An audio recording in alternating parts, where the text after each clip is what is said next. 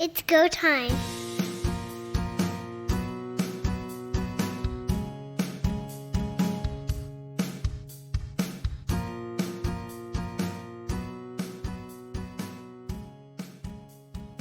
News, and we'll do our best to cover it for you. Welcome everyone to Third Down Gamble. Don Charbon along with Heath Graham, Patrick Mooney. We're glad to have you back with our podcast, and let's start with something that broke just at the end of our last podcast, and we had to find a way to get it included, and that was Corey Mace being signed as head coach of the Saskatchewan Roughriders. We didn't get too deep into it. Maybe now is our opportunity. We can discuss.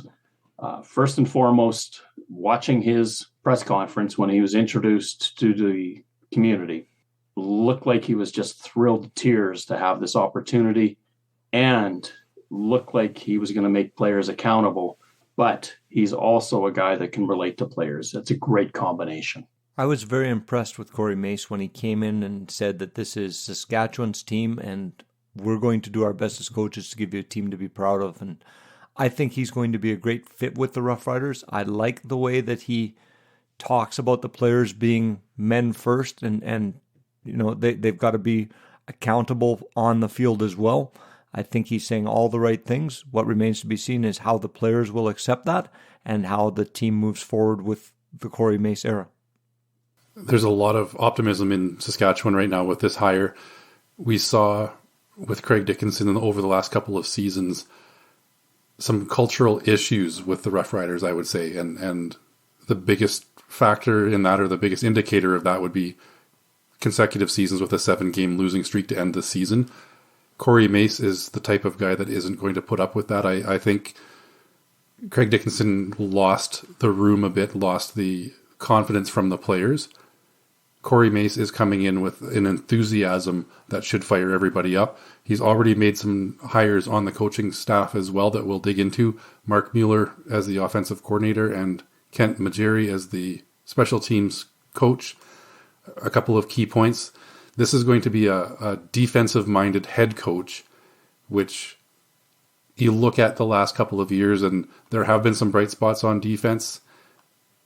He's going to inspire those guys to be even better. This is a great hire, and we'll see where it goes. As with any coach that gets their first opportunity, you've given them the roadmap. You can take that path to wherever you want to go, and whether it includes a Grey Cup or not. This is his team to mold and to try to build success. The biggest thing that I took away from his press conference, other than his excitement for the job, was that he's going to be the real deal. There's no pretensions about him. Where with Craig Dickinson, you always felt like he was acting like the smartest man in the room. He knew something that you didn't. And I felt that he was just maybe not in as much control of the situation as he wanted you to believe. Now, the Garrett Marino, that hit on Jeremiah Mazzoli, and we go back to it, we've talked about it enough. That seemed to be sort of the tipping point in this whole experiment with Craig Dickinson. When he did not act decisively with Marino, as time went on and Jeremy O'Day had to step in, more and more people got disaffected with his leadership. It's my belief that the players in the room know what the other players are doing. They know the quality of individuals that are in the room with them. They know those who are working hard and giving 100% and those that aren't. And I think where the Roughriders faltered in the last few years is that some of the players didn't appear to be giving their all on every play. And I'm not sure that they were held accountable. Coach Dickinson certainly had that aw shucks attitude about, well, it is what it is and we're moving ahead and the guys are working hard. And it just didn't work with the group of players that he had. This new coach has to come in and identify those players who maybe aren't giving their teammates everything on the field. Some of those are going to have to leave the Saskatchewan Roughriders in order for this team to make another step. A couple factors that really excite me about this hiring for the Riders is there was video of Corey Mace walking out the tunnel onto the field for the first time as the head coach, taking it all in. And he certainly seems to appreciate the tradition of the Roughriders and what they mean to the province of Saskatchewan. He's already committed to moving his family here as well from Ontario. They want to settle in Regina. He was looking at houses on day one. That is a real indicator that he is embracing the community and knows what it means to be the Roughriders head coach. And I don't know if that's something that Craig Dickinson necessarily bought into 100% during his tenure. If you look at the history and the football acumen that Corey Mace has built, he went to college in Laramie, Wyoming. That's a small town, but it's a one sport town. It's football. So he understood that. And then he goes to the NFL Buffalo Bills for a couple of seasons. Again, another relative in the United States, a small town, but again, football crazy. And then he winds up with the Calgary Stampeders, and you couldn't have much better leadership than what he saw there with John Hufnagel as his head coach. And he wins a Grey Cup in 2014 with Hufnagel. And he's bringing a championship mentality as well. You mentioned he won a Grey Cup as a player in Calgary in 2014. He also won a Grey Cup on the coaching staff with the Stampeders in 2018. He's also now won a Grey Cup with the Toronto Argonauts in 2022. So he knows what it takes to win. He's got those intangibles, and he's going to put people around him that he's comfortable with, that he trusts completely, and then that's what they're looking to build. The one thing I would just want to remind Roughriders fans of is, yes, you can see immediate success with a head coach, but sometimes to have the right fit, it takes a couple of years to build and turn things the right direction as well. And as somebody who is a lifelong Bomber fan, I know when Mike O'Shea came on board with them as head coach, the first year they didn't have the success in the standings, and people were grumbling a little bit about whether he was the right hire or not. It took them some time to turn that ship around, and look where they are now. The Roughriders may very well be a contender this next year. Even if they're not, you have to believe that this is the guy that's going to change that culture in the room and get this team back to where it needs to be. And a cultural change doesn't take place in a radical way. It's one that has to be built from the ground up. And I think, as you allude to, Heath, that does take time. If indeed this is a cultural issue with the Saskatchewan Roughriders, and they have the horses, they have the talent, and just need to be able to get the drive, I would say, again, that the coach has to work through who is going to move forward in the culture that we want, and who do we need to move on from. That's not to say they want to plug and play and win right away. You do want to do that if you can, but I agree, it may be a slower process than many Rider fans are hoping for. One thing that stood out to me, and it was just a passing moment between him and O'Day during that press conference, was the discussion about Trevor Harris. And Mace had already talked to Trevor Harris being the quarterback here. And my read on O'Day was O'Day kind of hinted that Harris has got to prove himself. There's nothing that is written in stone that he's going to be the starter, mainly because he only played a handful of games in the 2023 season. What have you got to go on if you're the Roughriders? And you got to decide, if you want to build like Heath's talking about, you better get a quarterback to go along for the ride. He's going to be 38 at camp. I don't think Trevor Harris is your long-term solution. And it's no offense to him. It's just, that's facts. Age matters. Yeah, I agree wholeheartedly. If you're going for the win now mentality, then Harris gives you the best opportunity to win now. If we're building for the future, Harris is not part of that future. He's part of a transition perhaps, but not the future. Now we talk about building something. And let's go to Ottawa, where Bob Dice is going to be into his second year as head coach. He had a rough go of it in the first year. The team finished rock bottom. They did make a move to shore up their offensive coordinator position with Tommy Condell coming over. Last, of course, employed by the Hamilton Tiger Cats. He will definitely change the look of that offense. And he has, in the past, led the Ticats to the most points scored in a season, most touchdowns in a season. He knows how to get it done. Is he now going to be that maybe missing link in the coaching staff for the Red Blacks to get them over the hump? And as we always joke about, it's either the Bombers going down or the Red Blacks going up. I think he's going to be under the gun right from the start here. The Red Blacks really struggled on offense throughout much of the season. The general manager is going to have to be pretty busy to make sure he's got the tools in place for Tommy Condell to be successful. Looking at that Red Blacks offensive roster right now, there are some holes there that need to be filled. So it's going to be a work in progress. Bob Dice and Tommy Condell need to get the talent to coach, and that comes down to general manager Sean Burke going out and finding them some talent. I expect to see some significant roster changes on this Red Blacks team coming into the next season, especially on offense. Ottawa had nothing on offense other than maybe a couple of games where they showed well. The one thing that Ottawa was competitive, but they lacked the ability to finish drives. They lacked the ability to control the football. And who on that receiving corps scared you? Who was the guy that was going to take the lid off? And that was always a problem for them. And so they had no depth in their game. Now, Kahari Jones, he was let go, but I don't put it all on his shoulders. He's kind of a slinger himself in terms of his attitude about offense. Tommy Condell will be far more controlled. It'll be much more side to side, short passing, but Condell will open up the book when he sees the need and he sees an opportunity. For Ottawa, kind of a make or break situation for Bob Dice and Sean Burke. This has to start paying dividends now. If either one, and even in Winnipeg, as much as there was angst over Mike O'Shea, from season 1 to season 2, there was a significant change in their record. We move now to Tommy Condell's former team, the Hamilton Tiger Cats, and they have made some structural changes at the top. Orlando Steinhauer has stepped away from the head coach role and is now president of football operations. Ed Hervey is back as general manager, and now announced Scott Milanovic will be stepping in as head coach. Some big changes in the organization here, and I think it's change that needed to happen.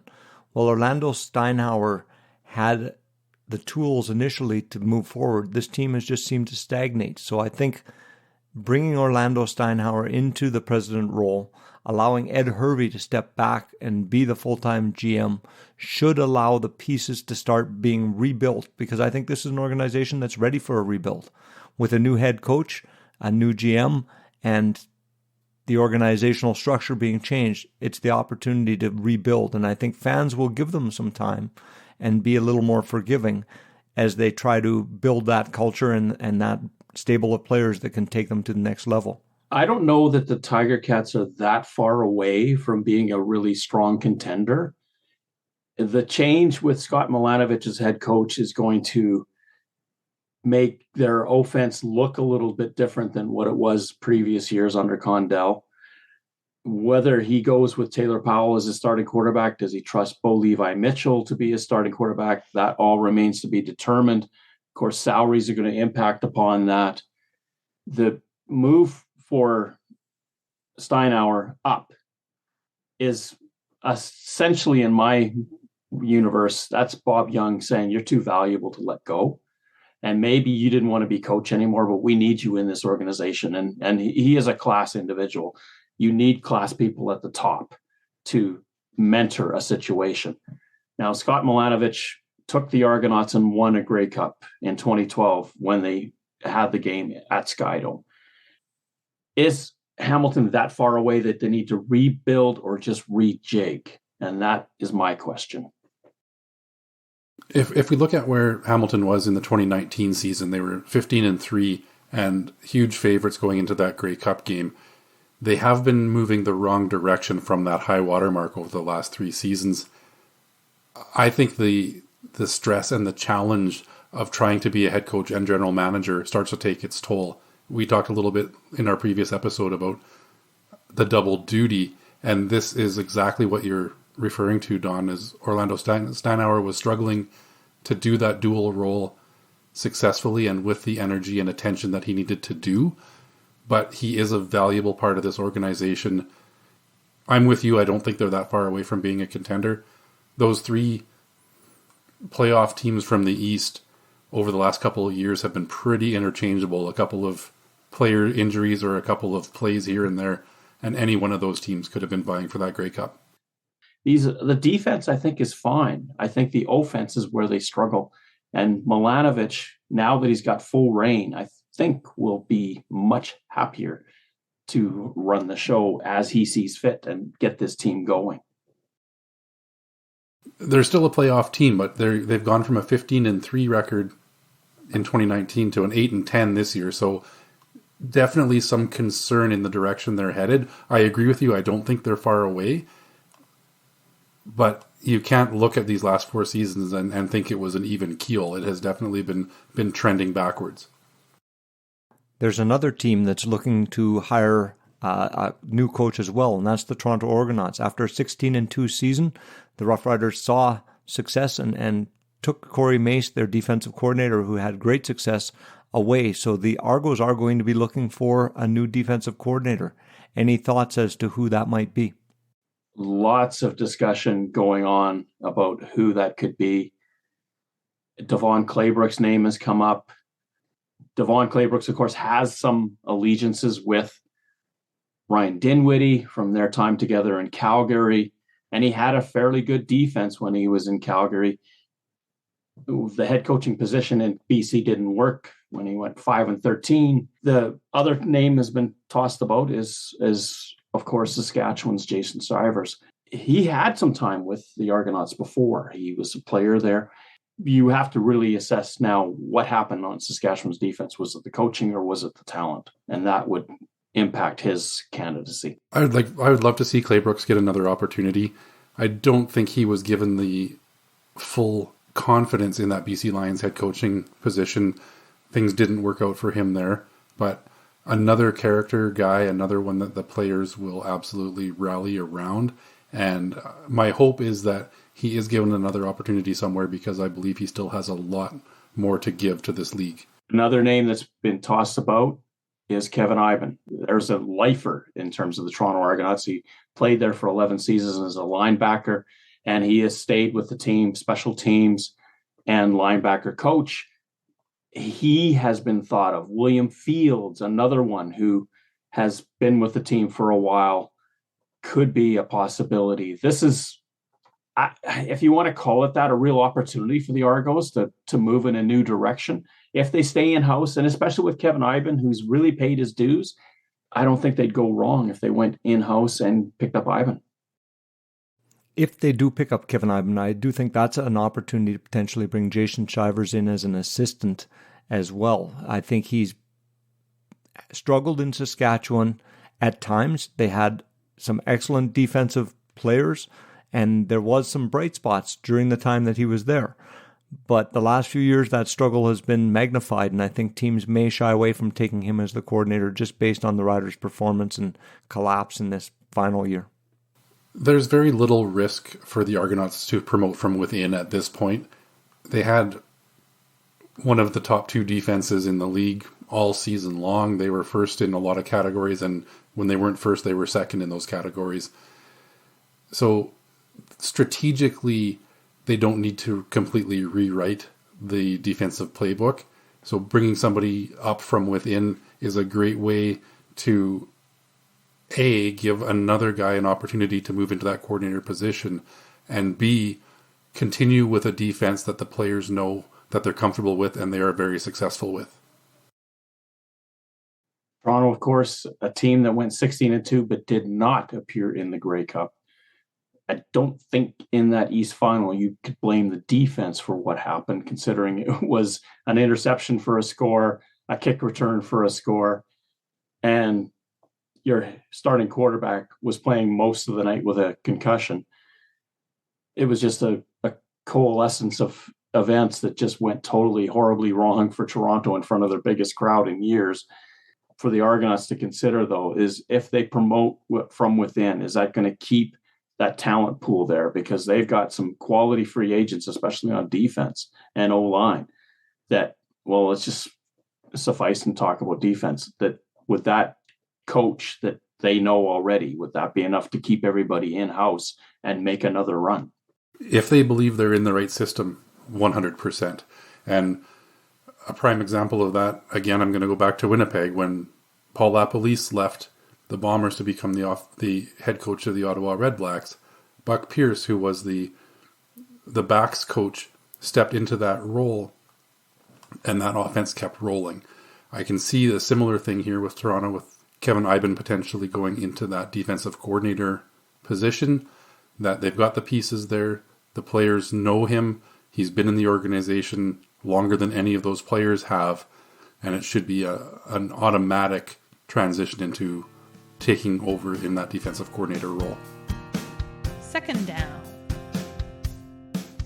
Though we are north of the border, we do often discuss events in football south of the border. And on November 30th, I would say this is significant. The USFL and the XFL arrived at a merger agreement. The talk that I heard on the day was that the entity was going to be named the UFL. I don't know if that's happening, but that they were going to cut from 16 teams total down to 8. 4 would come from each prior league, and that the plan is to start the season on March 30th, 2024. It would be the third time that the XFL has come and gone. So they're beyond the talking about talking stage that the XFL and CFL supposedly got into a few years back, and things are moving forward.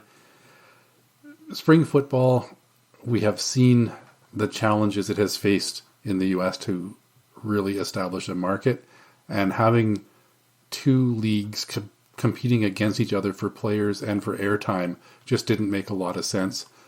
An 8-team league seems to be a decent compromise, and we have seen a little bit of player movement getting opportunities coming through those leagues. Most notably for CFL fans is Darnell Sankey played an entire season and then came to the CFL for the second half of a season. He played, I believe it was 22 regular season games plus playoffs this year and won championships in both.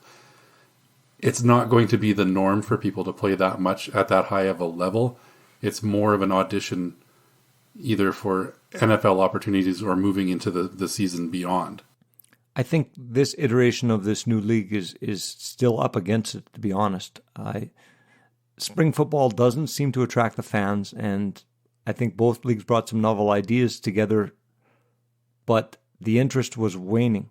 I, for one, have not watched a USFL or XFL game, but I know there are fans in the States that relate to the players that are on the teams, that will follow those teams. So my hope is that this one gives those players an opportunity, because at the end of the day, it is about players having the opportunity to continue a sport they love at a professional level. And I think while we have a reduction from 16 to 8 teams, it may benefit the CFL as well to have people in that league who are looking for something beyond that as well, who may come to the CFL with a little more experience, have the opportunity for more success when they do get here. Now, the word was pause 8 teams. That's a lot of contracts. What happens to them? Are these guys all free agents? What is going to happen to them? This is part of the minutia that follows a merger agreement. You got to get into the fine details of how exactly, whose rules are you going to use? Are you going to use a hybrid set? From the XFL, it's the Arlington Renegades, the DC Defenders, the San Antonio Brahmas, and the St. Louis Battlehawks. The USFL brings in the Michigan Panthers, the Memphis Showboats, the Houston Gamblers, and the Birmingham Stallions. In each case, probably their most successful franchises. However, in the USFL's case, it would be harder to measure because they played out of the hub in Birmingham. It looks like the most successful out of any of these teams in any of these leagues has been whatever has been placed in St. Louis. The Battlehawks, the Battlehawks continue to draw crowds, and that is filling the void of the Rams relocating to Los Angeles. They no longer have an NFL franchise, and there's a hunger for football in St. Louis. Birmingham, Alabama in general, is a huge college football state, and this gives them something a little bit different. Bowl season will have long wrapped up prior to the season kicking off as well, so that's the likely second best attended team in this league. You look at a city like Washington, D.C. or Houston that already have NFL teams, and how much of a draw are these teams in this new league going to be? Well, let's consider Michigan as well. They play out of Detroit. The Other thing that you got to consider is how many of these teams are playing in a center where baseball is played. So they're up against them all summer. The other part of this is if you start on March 30th, March Madness in the United States, their college basketball tournament is massive. You're going to be basically squashed in the ratings by March Madness when they get to their grade 8 Final Four and the championship game. You're starting right at the end of that run. I don't know how you're even going to be noticed. All good points, and it remains to be seen whether or not this merged league is going to be able to meet with success, or if it will go the way of other spring leagues and disband itself as well. We know that Fox had a huge stake in the USFL. Redbird Capital, of course, the XFL. How do those ownership groups come together? And does Fox underwrite this regardless because they just want programming in the spring? They may be willing to do that. For how long? I don't know. These are all questions that are going to come out, and as we move forward into the spring, we'll see what happens. A lot of question is, how does this impact the CFL? Well, I don't know if it does. The CFL now looks at the landscape where there's 8 fewer teams. That means more players are looking for jobs. As you mentioned, Don, the TV networks is going to be a big factor in this as well. Dwayne Johnson and Danny Garcia, of course, are the two brains behind Redbird Capital. There was different TV deals for the XFL than there was for the USFL. How committed is Fox? Are they going to be the sole broadcaster? One thing that we did see with the Canadian Football League this year was their presence on the CBS streaming sites and a lot of traffic there. So a successful streaming season to draw some eyeballs on the Canadian League south of the border, which will only continue to grow. There was a lot of positive feedback from American football fans on the Canadian product. So I hope that continues to grow. These spring leagues, again, I don't have a lot of faith. We've seen them come and go so often. If they get a 3rd or 4th season out of this league, I will be quite impressed. Another concern raised was the whole issue of college graduates coming into the league. The NFL has its rookie camps and its OTAs at the same time that this league is playing. Now you've got to decide, am I going to play spring football, or am I going to take my chance and go straight to an NFL camp and see if I'm not drafted? I mean, that's part of the problem too. The NFL draft is in the middle of their 3rd week or so. All these things coalesce, but you can't get around everything. You can move so many directions, but you can't avoid everything that's coming at you. They had to choose their pain somewhere, and they chose not to come the week after the Super Bowl. The NFL draft is traditionally the 4th Thursday of April when the first round is televised. So you're looking at starting a training camp, games going on March 30th. You're now into week 4, week 5 before these players come available. What does that do to your rosters if you're a spring league football team trying to sign players, and all of a sudden there's this influx of undrafted or late round draft picks from the NFL draft that are going to be looking for opportunities? It doesn't really instill a lot of confidence and a lot of stability. 3rd down. We know that free agency is months away, but it's worth it to sort of review team needs and perhaps team players that have to return. And this is going to be huge for some teams. For others, they know that they're going to lose people to free agency. They're already planning for it. Let's start with the Grey Cup champion Montreal Alouettes. When you look down the list of available people that have an opportunity to leave, you've got, in my universe, the linebacking core of Tyrese Beverett and Darnell Sankey, and then defensive back Ciante Evans, and even Najee Murray. Boy, that's a lot of their defense that could be gone. And that's not to mention Sean Lemon. A lot of those are the same as my list here, Don. That linebacking core, Avery Williams, you can also add to that list of linebackers. Defense was so key in turning this Montreal Alouettes season around and winning the championship. I believe Darnell Sankey has fully committed himself back to the CFL. He had his little stint with spring football in the US. He came back, helped lead this Montreal Alouettes defense to success. He is a key re-signing, in my opinion. Tyrese Beverett and Darnell Sankey are probably 1 and 2 on my free agent list for the Alouettes that are must-haves. Not a lot on offense. They do have 5 Canadian offensive linemen as free agents as well, so something that they'll want to try to tie up and keep that ratio where it needs to be. I'm curious to see what happens with Sean Lemon. He came in for the second half of this season and was a huge difference maker as well. Does he have enough left to earn another 1 year or possibly even 2 year contract right out of the gate? I think Sean Lemon and Darnell Sankey are keys if Montreal wants to continue to build on the success they've had. When those two stepped into the room in Montreal, there was a noticeable difference in the play of the defense, and that's what led this team, in my opinion, to the championship. I take a look on the offensive line. I agree with you, Heath. They've got some work to do. They maybe need to re-sign.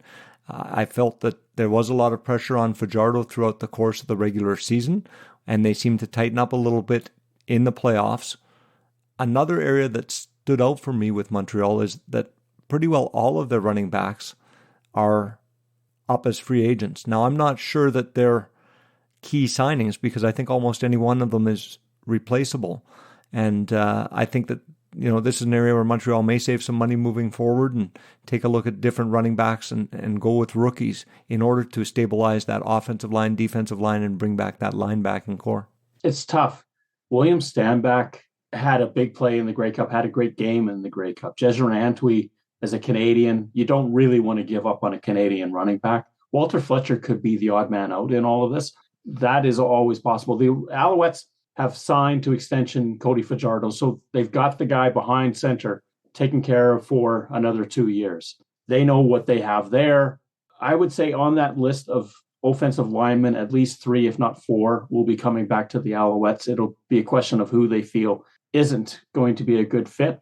The Alouettes in that Grey Cup game gave up 2 sacks against a team that was very good at getting sacks. Are they that far behind at offensive line when they put it together? Let's go to Ottawa. And here's a team that, as I indicated earlier in the show, they finished dead last in the East. Nick Arbuckle, I think his roadshow is over. Devontae Williams at running back is going to be a huge re-sign for the Red Blacks. He really came on in the back half of the season. The receiving core, that's the question mark that I really have.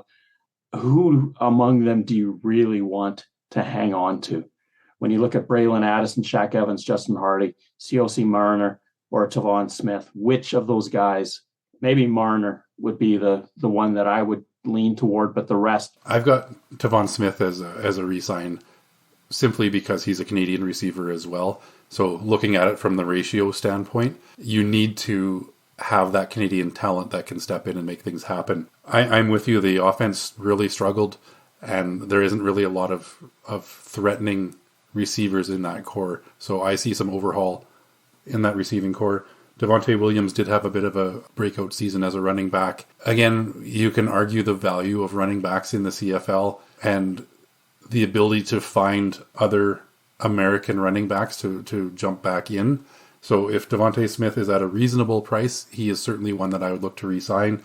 If he's going to be demanding a higher price than I'm willing to pay, I don't see a lot of flexibility there, and you may be looking at other options.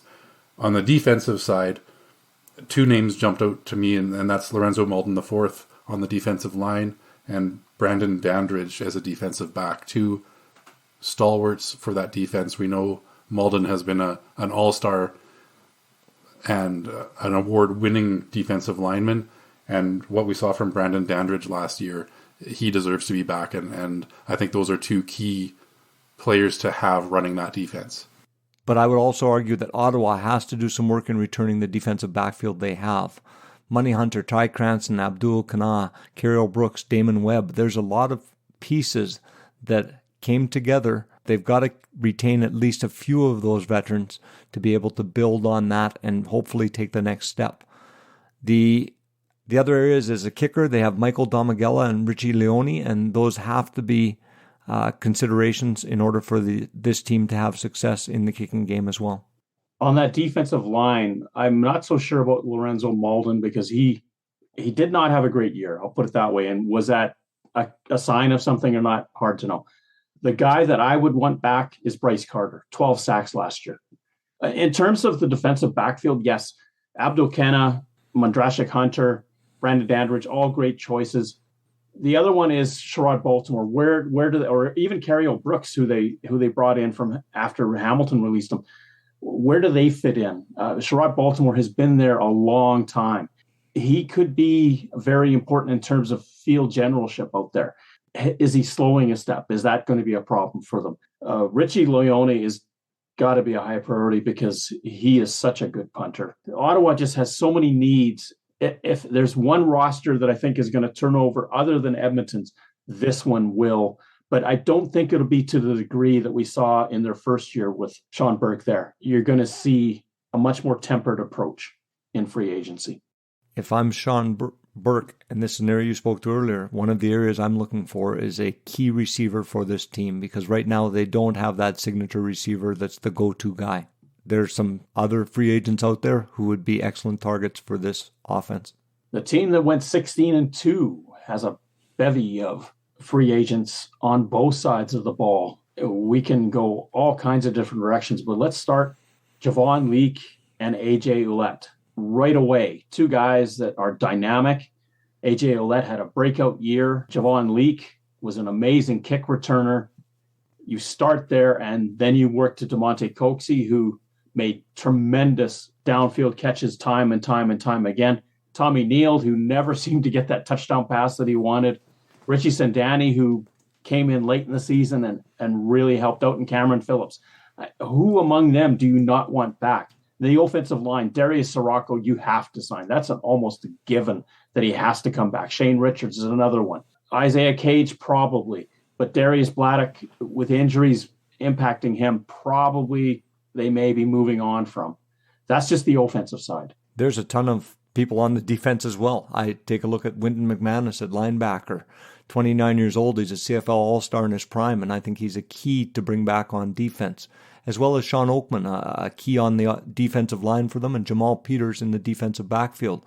Those would be three critical people that I would choose on the defense, in addition to those people you mentioned on. This is the challenge when you have as much success as the Toronto Argonauts have had, is players are due raises, and how do you fit them all in? I was maybe a little bit dismissive on running backs when discussing Devontae Williams. I think AJ Ouellette is a must re-sign. He is a workhorse. He's charismatic. He's somebody that they can market and sell, and is a key.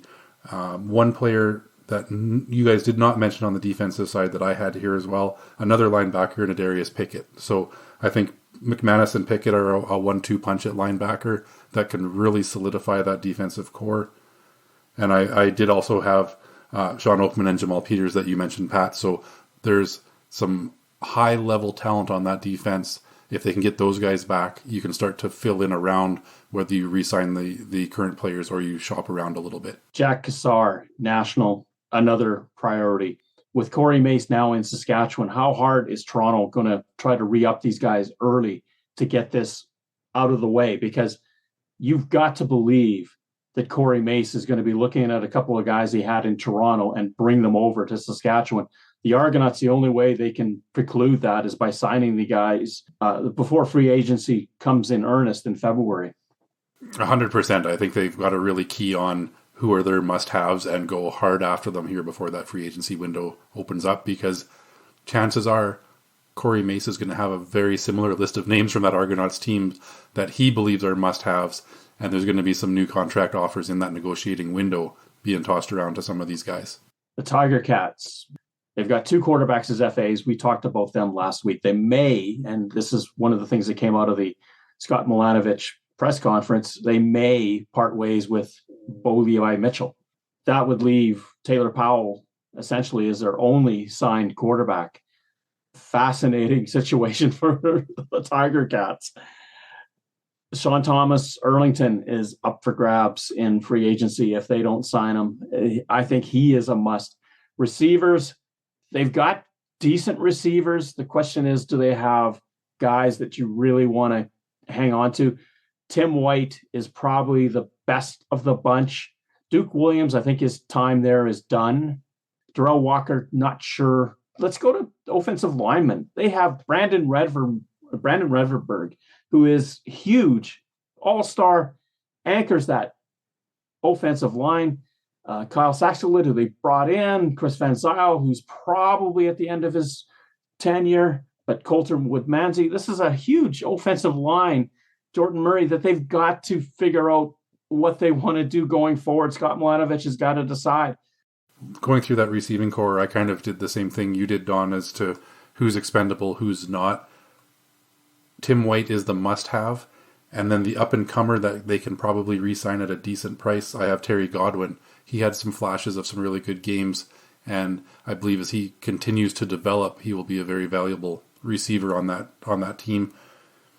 One of the defensive must-haves actually did re-sign earlier this week, and that was defensive back Stavros Katsantonis. And the other one for me on that defensive backfield is Tunde Adeleke. So a couple of pieces to that puzzle. Not as many must-haves when I was kind of going through this Hamilton roster if I'm general manager, but there are certainly still a good solid core. Hamilton does also have some players that are potentially at retirement age, and I think they need to sign Jameer Thurman as a key linebacker to retain for the future, because I do think players like Simone Lawrence may be at the end of their time, if not this year, certainly next year. So that's one that I would add. I agree with your two receivers. I had Tim White, Terry Godwin. They do need to find some Canadian receivers to supplement those two. And certainly for me, the offensive line was the reason behind James Butler's success as a running back. And I think it's crucial that they bring that back and protect whomever they get a quarterback. Well, Bo Levi is not on the list right now. They need a veteran quarterback. And right now, Matt Schultz is the only one that they can potentially re-sign. What about Richard Leonard, defensive back? I don't see him going anywhere. And the other player that this one's going to be controversial, Chris Edwards. He may be suspended to start the season for all we know.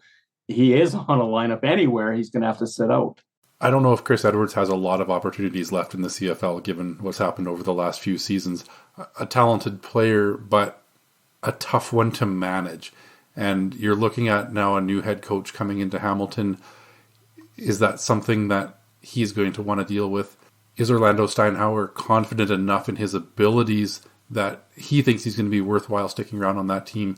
I don't know. I think it's maybe time to cut your losses with Edwards and send him on his way. I would argue not just with Hamilton, but the CFL as a whole. And finally, their defensive line. Malik Carney really broke through last year. Jagger Davis may be on the wrong side of his career, but Dylan Wynn is solid. Ted Laurent is solid. Tiger Cats, and this is so hard to know, and we talked about it earlier, do they tinker or do they revamp? If you revamp, you're going to take a step back. But maybe that's what they need to do, because the Ticats were, as with the Winnipeg Blue Bombers, starting to get up there in age. With these four teams, I agree, Don. The question is which are retooling and which are rebuilding. And I think we would agree that Ottawa needs to do more than just retool a little bit. The question is Hamilton there as well? Because I do think Montreal and Toronto will be at the retooling and adding a few pieces, where Hamilton, I think, has a choice to make under Scott Milanovic. Are we going to retool and go for it one more time, or are we going to rebuild and change our culture and start new?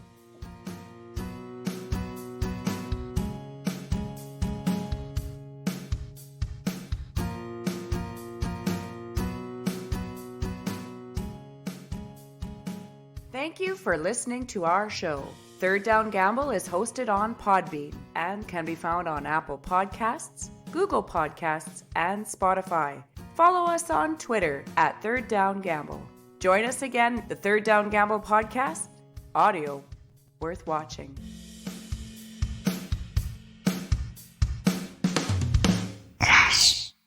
Third Down Gamble uses the expert resources provided by Canadian Football League player and game statistics, for analytics, game notes, and statistics, and 3downnation.com for news, insight, and in-depth analysis. Please visit cfl.ca and 3downnation.com for the most up-to-date information on the Canadian Football League.